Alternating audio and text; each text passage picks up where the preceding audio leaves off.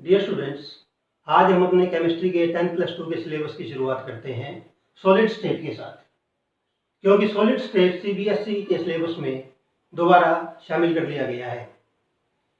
Then we study that what is solid state. Solid state is the state of matter in which substance has definite shape and definite volume, जिसमें substance की shape भी definite हो कि वो अपनी shape change ना करे। जैसे व्हाइट बोर्ड है, इसकी शेप ऐसी ही रहेगी, चेंज नहीं होगी, और उसका वॉल्यूम भी डेफिनेट हो, इसकी लेंथ ब्रेड्थ हाइट सब कुछ सेम रहे, इसलिए ये स्टेट सॉलिड स्टेट है। सॉलिड स्टेट की और क्या क्या कैरेक्टरिस्टिक्स हैं कि सॉलिड स्टेट में सब्सटेंस रिजिड होता है। रिजिड क्या होते हैं? जो फ्लूइड नहीं होते वो रिजिड होते हैं। फ्लूइड जो फ्लो करें, जैसे गैसेज एंड लिक्विड फ्लो कर सकते हैं, लेकिन सॉलिड फ्लो नहीं कर सकता, इसलिए सॉलिड रिजिड है। सॉलिड के पार्टिकल्स एक दूसरे के बहुत क्लोज होते हैं, क्योंकि उनके बीच में फोर्स ऑफ अट्रैक्शन बहुत ज्यादा होता है। So there is very small intermolecular distance between the solid particles. Also the solids are incompressible. Incompressible means कि उनको हम कंप्रेस नहीं कर सकते, क्योंकि उनके पार्टिकल्स पहले से ही बहुत पास पास में हैं। सॉलिड्स की एक खास बात क्या होती है कि उनके कंस्टिट्यूएंट पार्टिकल्स, चाहे वो एटम्स हों, आयंस हों या मॉलिक्यूल्स हों, उनकी पोजीशन हमेशा फिक्स रहती है। अगर वो थोड़ा बहुत मूव करते हैं तो अपनी मेन पोजीशन पर वाइब्रेट या ऑसिलेट कर सकते हैं। जैसे सपोज ये एक पार्टिकल है, यह पार्टिकल इधर उधर मूव कर सकता है बहुत थोड़ी सी जगह में, जिसे हम नोटिस भी नहीं कर सकते। इस तरह की इधर उधर की मूवमेंट को हम वाइब्रेशन या ऑसिलेशन कहते हैं। यह प्रॉपर्टी भी सॉलिड्स में पाई जाती है। यह सब इसकी मेन प्रॉपर्टीज हैं। अब हम पढ़ते हैं कि कुछ सब्सटेंस सॉलिड के रूप में क्यों एग्जिस्ट करते हैं। कुछ गैसेज हैं, कुछ लिक्विड्स हैं, कुछ सॉलिड्स हैं। तो सॉलिड क्यों एग्जिस्ट करते हैं? तो किस स्टेट में एक सब्सटेंस एग्जिस्ट करेगा, वह दो अपोजिंग फोर्सेज पर डिपेंड करता है। First, intermolecular forces. Intermolecular forces होते हैं अलग अलग मॉलिक्यूल के बीच में जो फोर्स ऑफ अट्रैक्शन होते हैं। अगर पार्टिकल्स के बीच में intermolecular force of attraction weak है तो पार्टिकल एक दूसरे को कम अट्रैक्ट करेंगे और वो दूर हो जाएंगे और वो सॉलिड नहीं रहेगा। लेकिन अगर इंटरमोलिकुलर फोर्स ऑफ अट्रैक्शन ज्यादा है पार्टिकल्स के बीच में तो वो एक दूसरे को ज्यादा अट्रैक्ट करेंगे और सब्सटेंस सॉलिड के रूप में एग्जिस्ट करने की कोशिश करेगा और वो सॉलिड ग्रुप में एग्जिस्ट करेगा। सेकंड है thermal energy. Thermal energy is the property this is the energy which is due to the temperature. अगर टेम्परेचर ज्यादा होगा तो थर्मल एनर्जी ज्यादा होगी। अगर थर्मल एनर्जी कम है और इंटरमोलिकुलर फोर्स ऑफ अट्रैक्शन अगर ज्यादा है तो पार्टिकल्स एक दूसरे को ज्यादा अट्रैक्ट करेंगे और वो सब्सटेंस सॉलिड के रूप में एग्जिस्ट करेगा। इसके बाद हम करते हैं क्लासिफिकेशन ऑफ सॉलिड्स। सॉलिड्स दो टाइप के होते हैं, crystalline solids and amorphous solids. Crystalline solids वो सॉलिड्स होते हैं जिनमें पार्टिकल्स की रेगुलर 3 डायमेंशनल अरेंजमेंट होती है। ऐसे सॉलिड्स को हम क्रिस्टलाइन सॉलिड्स कहते हैं। It means there is definite geometric arrangement of particles in 3 dimension. Such solids are called crystalline solids. जैसे हम यहाँ पर 2 डायमेंशन में ही देखते हैं कि पार्टिकल्स की जैसे अरेंजमेंट एक तरह से रेगुलर होती है। वह कैसे होती है? जैसे एक टाइप का पार्टिकल दूसरे टाइप का, फिर एक टाइप का दूसरे टाइप का, एक टाइप का दूसरे टाइप का, इसी तरीके से इन पार्टिकल्स की एक रेगुलर अरेंजमेंट बन जाती है। इस टाइप के सॉलिड्स को हम क्रिस्टलाइन सॉलिड्स कहते हैं। जबकि अमोर्फस सॉलिड्स में, in amorphous solids the regular 3 dimensional arrangement of particles is not found. जैसे पार्टिकल्स हैं वो एक दूसरे के साथ बिखरे हुए हैं आपस में इस तरीके से कि कोई उसमें रेगुलर अरेंजमेंट नहीं है, इस टाइप के सॉलिड्स को हम अमोर्फस सॉलिड्स कहते हैं। अब क्रिस्टलाइन सॉलिड्स में जो पार्टिकल्स की रेगुलर अरेंजमेंट है वह थोड़े से हिस्से में भी पाई जाती है। जैसे ये जो रेगुलर अरेंजमेंट यहाँ पे एक पार्ट में है, यह अरेंजमेंट अगले पार्ट में भी होगी, वैसे ये अरेंजमेंट अगले पार्ट में भी होगी। इस तरीके से रेगुलर अरेंजमेंट पूरे क्रिस्टल में होगी। यानी यह रेगुलर अरेंजमेंट शॉर्ट रेंज में भी है और सभी शॉर्ट रेंज में रिपीट कर रही है, तो यह रेगुलर अरेंजमेंट लॉन्ग रेंज में भी है। इस टाइप के रेगुलर अरेंजमेंट को हम लॉन्ग रेंज ऑर्डर कहते हैं। लेकिन अगर हम अमोर्फस सॉलिड की बात करें तो उसमें लॉन्ग रेंज ऑर्डर नहीं होता।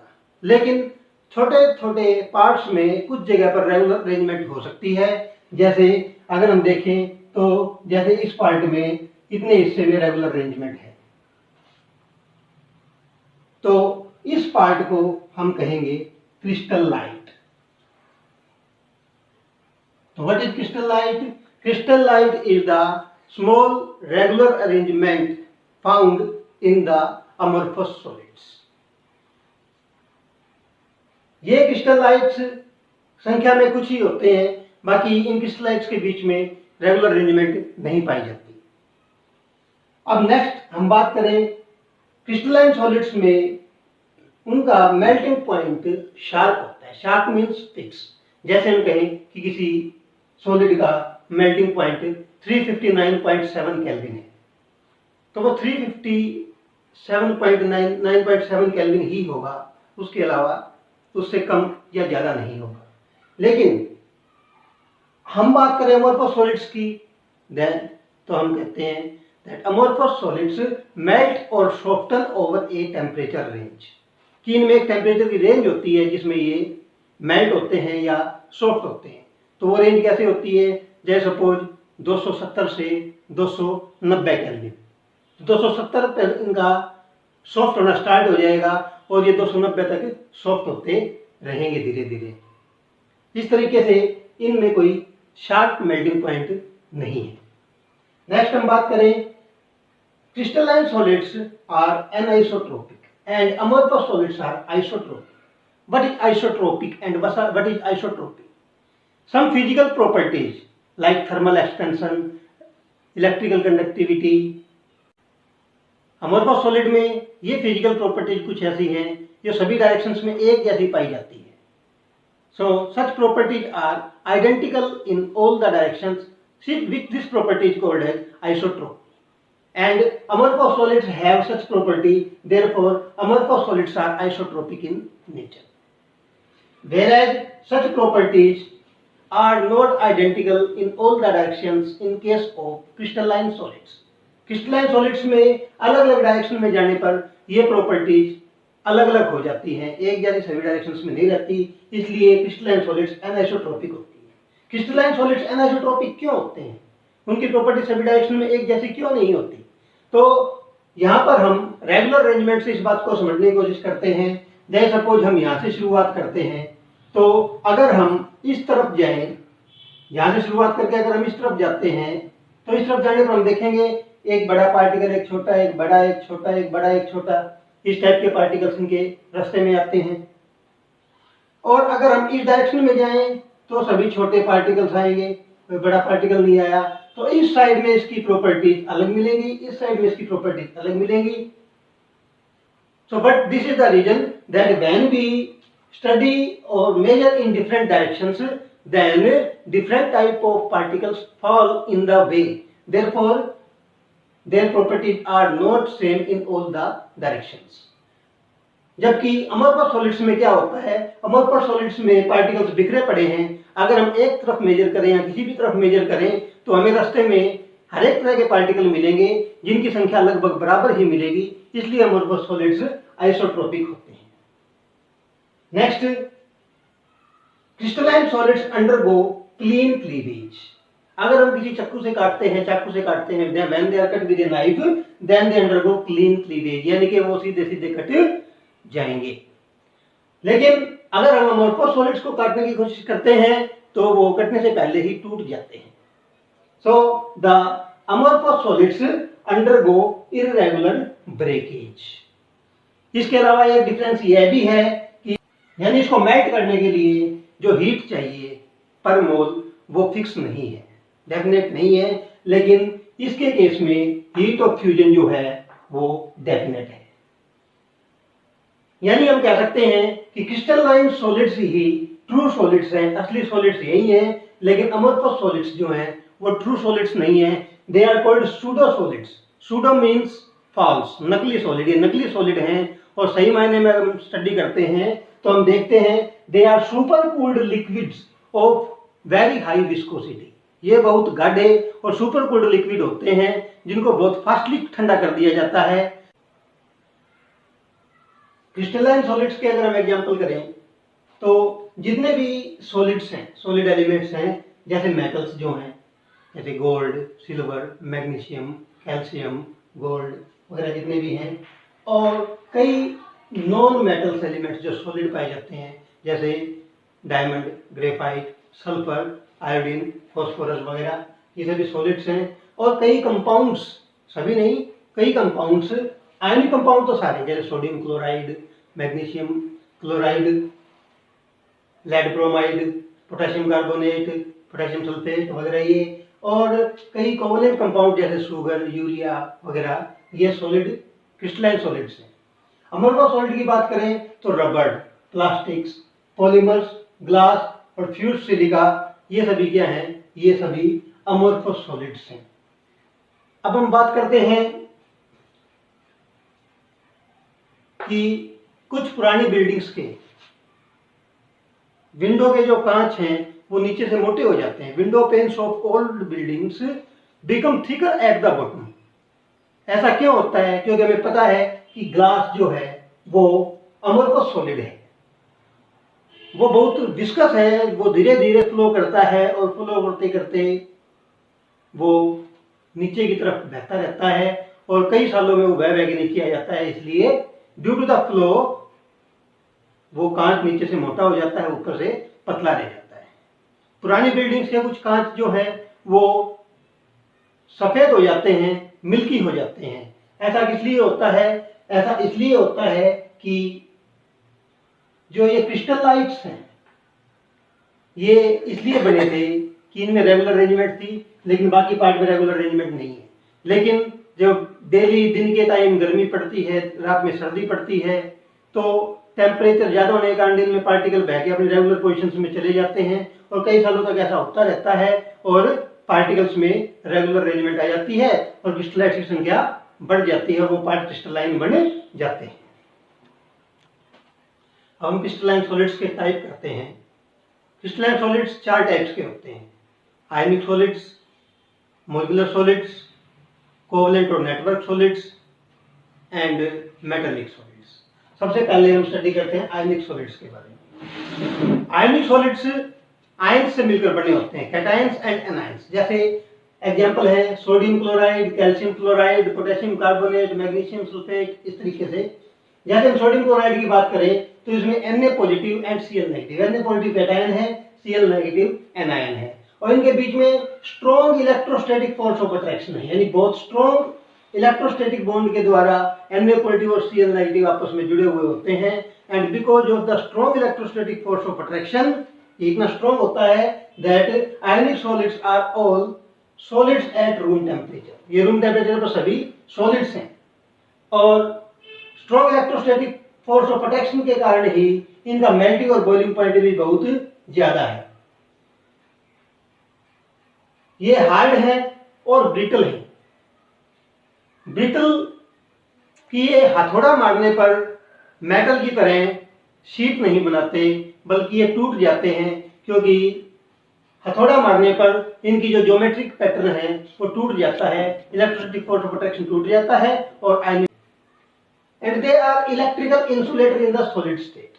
सॉलिड स्टेट में इलेक्ट्रिकल इंसुलेटर होते हैं क्योंकि इनमें आयंस तो हैं लेकिन वो आयंस मूव नहीं कर सकते, इसलिए ये इलेक्ट्रिकल इंसुलेटर्स होते हैं सॉलिड स्टेट में। लेकिन अगर हम इनको मेल्ट कर दें तो मोल्टन स्टेट में या इनको वाटर में डिजोल्व कर दें, इनका एक्वस सॉल्यूशन बना लें, तो उस फॉर्म में ये कंडक्टर्स बन जाते हैं। Because in the molten state और in the aqueous solution form there ions become free to move, therefore they become conductors in the molten state or aqueous solution form. Second type हम study करते हैं molecular solids, जो molecule से बने होते हैं। जैसे वाटर H2O एक मॉलिक्यूल है, ammonia NH3, PH3, HCl, SO2, H2, O2, ये सभी मोलिकुलर सॉलिड्स में मॉलिक्यूल्स होते हैं। लेकिन मोलिकुलर सॉलिड्स भी 3 टाइप के होते हैं। फर्स्ट हम स्टडी करते हैं नॉन पोलर मोलिकुलर सॉलिड्स, यानी वो मोलिकुलर सॉलिड्स जो पोलर नहीं होते, जिनका डायपोल मोमेंट 0 होता है, जैसे noble gases helium, neon, argon वगैरह, या फिर नॉन पोलर मॉलिक्यूल्स जैसे H2, Cl2, Br2, CH4 सके, इसलिए इनके बीच में बहुत वीक फोर्स ऑफ अट्रैक्शन होता है, जिसको हम कहते हैं very weak London dispersion force, जिसको हम momentary dipole induced dipole force of attraction भी कहते हैं। और इस वीक फोर्स ऑफ अट्रैक्शन के कारण ये आयनिक सॉलिड्स बहुत सॉफ्ट होते हैं, और इनमें फ्री इलेक्ट्रॉन ना होने के कारण या आयन ना होने के कारण ये इलेक्ट्रिसिटी के नॉन कंडक्टर्स होते हैं, इनमें इलेक्ट्रिसिटी कंडक्ट नहीं होती, और वीक फोर्स के कारण इनका मेल्टिंग पॉइंट बहुत लो होता है, और ये रूम टेम्परेचर पर और ऑर्डिनरी प्रेशर पर ये गैस या लिक्विड की फॉर्म में रहते हैं। सेकंड टाइप इनमें आते हैं पोलर मॉलिक्यूलर सॉलिड्स। जो पोलर मॉलिक्यूल्स होते हैं उनके वो पोलर मॉलिक्यूलर सॉलिड्स कहलाते हैं, जैसे HCl, SO2, hydrogen sulphide, phosphine, PH3 वगैरह सभी पोलर मॉलिक्यूलर सॉलिड्स हैं। तो जैसे इनमें किस टाइप का फोर्स ऑफ अट्रैक्शन होता है, जैसे हम HCl का एग्जांपल लेके चले, HCl में हाइड्रोजन से क्लोरीन की इलेक्ट्रोनेगेटिविटी ज्यादा होती है, इसलिए ये जो शेयर्ड पेयर ऑफ इलेक्ट्रॉन है इसके इलेक्ट्रॉन्स को क्लोरीन स्लाइटली अपनी तरफ अट्रैक्ट कर लेता है और इस पर स्लाइटली नेगेटिव चार्ज आ जाता है, और हाइड्रोजन पर स्लाइटली पॉजिटिव चार्ज आ जाता है। अब इसी तरीके से दूसरा मॉलिक्यूल इसके पास आता है, तो नेगेटिव पार्ट उस मॉलिक्यूल के पॉजिटिव पार्ट को और पॉजिटिव पार्ट उस दूसरे मॉलिक्यूल के नेगेटिव पार्ट को अट्रैक्ट करता है। इस टाइप से डाइपोल एक दूसरे को अट्रैक्ट करते हैं और इनमें डाइपोल डाइपोल इंटरेक्शन पाया जाता है। अब इनकी प्रॉपर्टीज की बात करें तो ये भी सॉफ्ट होते हैं और नॉन कंडक्टर ऑफ इलेक्ट्रिसिटी होते हैं। ये force non polar molecular solids के लंडन डिस्पर्सन फोर्स से थोड़ा ज्यादा स्ट्रॉन्ग है, लेकिन बहुत ज्यादा स्ट्रॉन्ग नहीं है, इसलिए इनका melting point non polar molecular solids से थोड़ा ही ज्यादा होता है, और ये भी रूम टेम्परेचर पर या तो गैस होते हैं या लिक्विड होते हैं। थर्ड मॉलिक्यूलर सॉलिड्स जो आते हैं they are hydrogen bonded molecular solids, वो मॉलिक्यूल्स जिनके बीच में हाइड्रोजन बॉन्डिंग होती है। ऐसे एग्जांपल है जैसे हाइड्रोजन क्लोराइड, वाटर, अमोनिया वगैरह में हाइड्रोजन बॉन्डिंग होती है। हाइड्रोजन बॉन्डिंग के लिए क्या कंडीशन है, हाइड्रोजन बॉन्डिंग उन मॉलिक्यूल्स में होती है जिनमें हाइड्रोजन एटम किसी फ्लोरीन, ऑक्सीजन या नाइट्रोजन जैसे एटम के साथ जुड़ा हो जो कि हाईली इलेक्ट्रोनेगेटिव हो और वेरी स्मॉल इन साइज हो। तो फ्लोरीन, ऑक्सीजन, नाइट्रोजन ऐसे एटम्स हैं जो स्मॉल साइज के हाईली इलेक्ट्रोनेगेटिव एटम हैं। तो जैसे हाइड्रोजन क्लोराइड में फ्लोरीन नाइट्रोजन के साथ जुड़ा हुआ है, हाइड्रोजन क्लोराइड में एक मॉलिक्यूल का फ्लोरीन दूसरे मॉलिक्यूल के हाइड्रोजन के साथ मिलकर वीक हाइड्रोजन बॉन्डिंग बनाता है, और ये हाइड्रोजन दूसरे मॉलिक्यूल के फ्लोरीन के साथ इस टाइप से हाइड्रोजन बॉन्डिंग बनती जाती है। और ये नॉन कंडक्टर्स हैं, इनमें इलेक्ट्रॉन्स फ्री नहीं है, और ये वोलेटाइल लिक्विड्स होते हैं क्योंकि थोड़ा स्ट्रॉन्ग बॉन्ड है उनसे, इसलिए वोलेटाइल लिक्विड होते हैं या सॉफ्ट सॉलिड भी ये हो सकते हैं। और थोड़ा सा मोल्ड इनका मेल्टिंग पॉइंट और बॉइलिंग पॉइंट फर्स्ट दोनों टाइप के मॉलिक्यूलर सॉलिड से ज्यादा होता है, क्योंकि थर्ड टाइप के जो सॉलिड्स आते हैं क्रिस्टलाइन सॉलिड्स, वो है कोवलेंट और नेटवर्क सॉलिड्स। कोवलेंट या नेटवर्क सॉलिड्स क्या होते हैं, कोवलेंट सॉलिड्स में एटम्स जो नॉन मेटल एटम्स होते हैं उनके बीच में स्ट्रॉन्ग कोवलेंट बॉन्ड्स होते हैं। जैसे हम डायमंड का एग्जांपल करें, कार्बन नॉन मेटल एटम है और एक कार्बन जो है दूसरे कार्बन के साथ कोवलेंट बॉन्ड से जुड़ा हुआ है, लेकिन ये बॉन्ड बहुत दूर दूर तक फैले हुए होते हैं। जैसे हर एक कार्बन की वैलेंसी 4 होती है, तो वो 4 कोवलेंट बॉन्ड्स के द्वारा लगातार जुड़ता चला जाता है। एक कार्बन 4 कार्बन एटम्स के साथ बॉन्ड बनाता है और इस तरीके से लगातार एक बड़ा सारा नेटवर्क बना लेता है कोवलेंट बॉन्ड्स का। ऐसे सॉलिड्स एक जेंट मॉलिक्यूल के रूप में भी जाने जाते हैं क्योंकि ये बहुत बड़े बन जाते हैं और एक बहुत बड़ा नेटवर्क इनका तैयार हो जाता है। डायमंड में रेगुलर 3 डायमेंशनल अरेंजमेंट होती है कार्बन के एटम्स की, और इसमें कार्बन कार्बन सिंगल बॉन्ड की बॉन्ड लेंथ 154 पिकोमीटर होती है। इस रेगुलर 3 डायमेंशनल अरेंजमेंट के कारण diamond is the hardest substance of the universe non. ये यूनिवर्स का सबसे ज्यादा हार्ड सब्सटेंस है। अगर हम बात करें ग्रेफाइट की, ग्रेफाइट में हर एक कार्बन 3 कार्बन के साथ जुड़ा हुआ होता है, तो उसमें sp2 हाइब्रिडाइजेशन है। इसमें sp3 हाइब्रिडाइजेशन थी, इसमें कार्बन की sp2 हाइब्रिडाइजेशन है, इसलिए इन कार्बन एटम का साइज इससे इन कार्बन एटम से छोटा होता है, इसलिए इनकी बॉन्ड लेंथ भी कम होती है, और वो कितनी होती है 141 पिकोमीटर, 141.5 पिकोमीटर। और हर एक कार्बन के पास एक इलेक्ट्रॉन फ्री है, क्योंकि हर एक कार्बन 3 ही बॉन्ड बनाता है और एक इलेक्ट्रॉन इनमें फ्री होता है। डायमंड में कोई भी इलेक्ट्रॉन फ्री नहीं था, इसलिए वो नॉन कंडक्टर्स होते हैं। Mostly covalent network, covalent solids या नेटवर्क सॉलिड्स हमारे जो हैं वो नॉन कंडक्टर्स होते हैं, और उनका मेल्टिंग पॉइंट बहुत ज्यादा होता है, क्योंकि कोवलेंट बॉन्ड इनके बहुत स्ट्रॉन्ग होते हैं, और ये हार्ड होते हैं और ब्रिटल होते हैं, यानी थोड़ा मारने पर टूट सकते हैं लेकिन बड़ी मुश्किल से। और ये इंसुलेटर्स होते हैं, क्योंकि इनमें फ्री इलेक्ट्रॉन्स नहीं पाए जाते।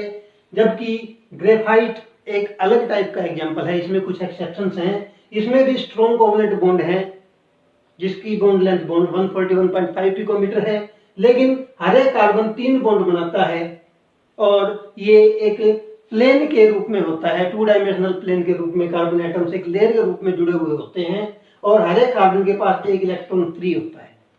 इस तरीके से थोड़ी दूरी पर एक और लेयर होती है, उसमें भी कार्बन ऐसे ही जुड़े हुए होते हैं। फिर तीसरी लेयर, फिर चौथी लेयर, तो कॉपी के पेज की तरह इसमें लेयर्स होती हैं, जिनके बीच में फोर्स ऑफ अट्रैक्शन वीक होता है, और 2 लेयर्स के बीच में जो डिस्टेंस होती है वो होती है 340 पिकोमीटर। इसलिए एक दूसरे को कम अट्रैक्ट करती हैं। Because of the less attraction between the various layers, they can slip over one another, वो एक दूसरे के ऊपर फिसल सकते हैं, इसलिए ये एक दूसरे को बहुत कम अट्रैक्ट करते हैं, फिसल सकते हैं, देयरफॉर दे आर सॉफ्ट। और इनमें इलेक्ट्रॉन्स फ्री होते हैं, तो इलेक्ट्रिसिटी पास करने पर ये इलेक्ट्रॉन्स मूव करने लग जाते हैं, इसलिए ग्रेफाइट कंडक्टर्स होते हैं, और वो इलेक्ट्रोड्स के रूप में यूज किए जाते हैं। इसके अलावा दूसरे जो एग्जाम्पल है डायमंड और ग्रेफाइट के अलावा, जैसे सिलिकॉन कार्बाइड और सिलिकॉन ऑक्साइड वगैरह भी इसके एग्जाम्पल है। लास्ट एंड फोर्थ टाइप के सॉलिड्स हैं मेटेलिक सॉलिड्स। जैसे हमारे मेटल्स होते हैं, गोल्ड, सिल्वर, आयरन वगैरह जो हमारे मेटेलिक सॉलिड्स हैं, सोडियम, मैग्नीशियम। ये मेटेलिक सॉलिड्स मेटल आयंस से बने हुए होते हैं। ये मेटल्स हैं, but we know that the metals have very low ionisation enthalpy, इसलिए थोड़ी सी एनर्जी एनवायरनमेंट से लेकर इनके इलेक्ट्रॉन्स इनसे बाहर निकल जाते हैं, और ये अपनी जगह पर ही साइज में आयंस बन के थोड़े छोटे हो जाते हैं, क्योंकि कैटायन एटम से छोटे होते हैं, और इनके बीच में खाली जगह बन जाती है, और जिसमें ये इलेक्ट्रॉन्स मूव कर सकते हैं। ये इलेक्ट्रॉन्स इनके एटम से निकल के आयंस के बीच में आ जाते हैं। So these electrons are flowing between the metal ions, sea of metal ions. अब इन मेटल्स में किस टाइप का बॉन्ड होता है, उसको बोलते हैं मेटेलिक बॉन्ड। तो सेम ध्यान से समझिए आप, मेटेलिक बॉन्ड क्या होता है कि जो ये मान लीजिए एक इलेक्ट्रॉन है, इस इलेक्ट्रॉन को ये मेटल कैटायन भी अट्रैक्ट करेगा, ये भी अट्रैक्ट करेगा, ये भी अट्रैक्ट करेगा, ये भी अट्रैक्ट करेगा। So one each electron is simultaneously attracted by 2 और मोर मेटल आयंस। 2 या 2 से ज्यादा मेटल आयंस एक साथ एक इलेक्ट्रॉन्स को अट्रैक्ट करते हैं। Such type of bond is called metallic bond. इसलिए सिमिलर चार्ज होते हुए भी ये मेटल आयंस एक दूसरे से दूर नहीं जाते। इस टाइप के बॉन्ड को मेटेलिक बॉन्ड कहते हैं, और ये बॉन्ड बहुत स्ट्रॉन्ग होता है। स्ट्रॉन्ग मेटेलिक बॉन्ड होने के कारण इनका मेल्टिंग और बॉइलिंग पॉइंट बहुत ज्यादा होता है, और ये मेलिएबल होते हैं, यानी हम इनको पीटेंगे तो ये शीट बना देंगे हथौड़े से पीटने पर, तो ये मेलिएबल होते हैं। And they can be drawn to form thin wires, it means they are ductile.